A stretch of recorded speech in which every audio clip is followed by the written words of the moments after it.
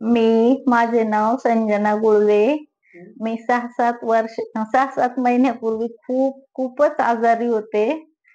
मला म्हणजे काही म्हणजे माझी जगल म्हणून असा भरवसाच नव्हता.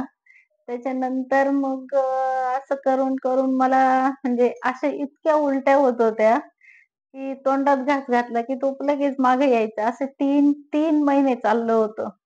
मी इतकी अशक्त झाले होते, की माझा म्हणजे भरवसाच नव्हता, की मी जगल म्हणून. पण असे बरेच खूप डॉक्टर केले आम्ही. तर मला काही कुणाचं म्हणजे असं पाहिजे तितका फरक नाही पडला. मग योगायोगाने आमच्या मोठ्या मुलांची आणि ह्या सरांची कुणाची तरी भेट झाली. मग सर घरी आले.